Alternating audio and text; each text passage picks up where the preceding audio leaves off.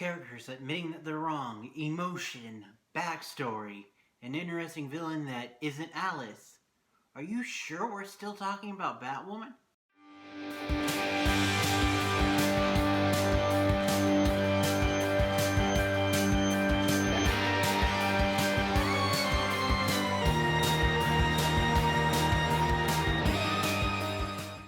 Greetings, geeks and geekerellas. It is me. I am back for Batwoman. And honestly, might be one of my favorite episodes so far. At least the best that didn't focus on the best episode that wasn't focusing on Alice. Without further ado, because I still have Supergirl, let's just dive into it. And spoiler alert, if you guys haven't seen the episode, go watch it, then come back and tell me what you think in the comments down below. Alright, so there is a new villain in town called the Executioner. We find out that he has a connection to Luke. And we find out that the first victim is a man who died, was a prosecutioner, and one of the people that he put behind bars was supposedly, because I got a feeling that it's going to go deeper than that, given this show, and the fact that it's DCCW, killed Lucius Fox. Honestly, similar thing to what happened to Earth 2 Laurel on Arrow. Dad went out to get, I think he said a cake for a party. This time it was a celebration for graduating and getting into college. I think they said MIT. But then he got gunned down, I think they said. Which that's definitely not gonna come back. Especially because we find out that, spoiler alert, the guy, the prosecutioner, was corrupt. And so was a cop and a judge. And so there might be a chance, which, you know, knowing this universe, probably 100% chance, that someone else killed Lucius Fox. I mean, come on, he's such an iconic character. You have to give him a bigger death than that.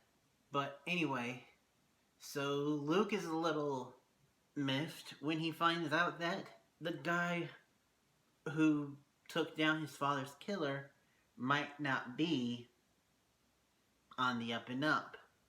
Because Kate and Luke find out that this new bad guy, called the Executioner, killed these two people, and he killed them in barbaric, old school execution methods that had recently came back, like firing squad and electrocution.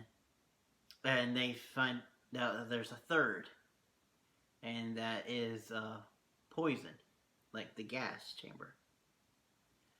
And they manage to find where it sells the stuff. We get a semi-interesting scene with a dude who is a super fan, who also, because of course this show's gonna do it, he hits on Batwoman. He then attacks Batwoman with a literal car. Rams right into her with a car. And steals the thing, the poison gas. And when they go to his house to retrieve it, they find a USB that says, "Hi, my name is so-and-so, so-and-so. Yes, I am doing this, and I will openly admit that I am a killer. But so are these guys. Because I used to be a executioner for the state till I started noticing that a lot of these people were coming in looking the same. Young, dark-skinned kids, no rich white guys, and they all started having similar stories about who was framing them and why and how. So I started looking into it, found out that these three were working together. So I want to kill them, and I'm going to go kill them. And he gets two of them, but then Kate goes to save the third, and she runs into her father, who they have some time together because they get trapped. And we find out why he has such a hate boner for Batwoman. And the fact that it's his daughter makes me instantly regret saying that turn of phrase, but you know what I mean. Ugh. Anyway, it's because he blames Batman for Beth, what happened to Beth, and the death of Beth and Kate's mom, because he feels like if he blames Batwoman and because Batman, then that means that he won't have to face the facts that he blames himself. And I bet you there's going to be a certain organization that was actually really at fault. A certain another bird-themed organization, if you know what I mean. And I'm not talking about the crows. But yeah, so the day saved. Batwoman actually, in the meantime, saved the guy being falsely accused from the crows. And the guy who's actually the killer is either going to Blackgate or Arkham. Don't really know. Maybe Blackgate? Because he's not really crazy. I don't know. They never really said. We don't know what the crows do when they arrest somebody. Meanwhile, there was a subplot with Sophie and Mary, where thanks to Batwoman, Sophie finds out about Mary's secret and how she secretly, as she put it, Meredith Grey of Sherwood Forest. Batwoman brings her after Sophie gets shot to Mary and has her cuff her and look over her, because right before Sophie passes out, she calls Batwoman Kate. So she figured it out. She knows that Kate is Batwoman. That's not good. And then Mary, later on, Sophie wakes up and Mary and Sophie have this back and forth about how you disappoint everyone, calling her out for the crap that she did with Kate, not knowing the connection there. And then she's like, are you gonna do it again with Batwoman? And Mary calling out the truth. Also, surprise, surprise, Kate doesn't trust you to keep her secret when you haven't been trustworthy before and a tattletale. And she openly admits that, yeah, she's gonna go tell Colonel Kane because she feels like she's protecting Kate. Yeah, right. Sure, Jan. Until she sees at the end, I forgot to mention this, Kate and her father have a like mending fences thing. They're crying as they're hugging each other.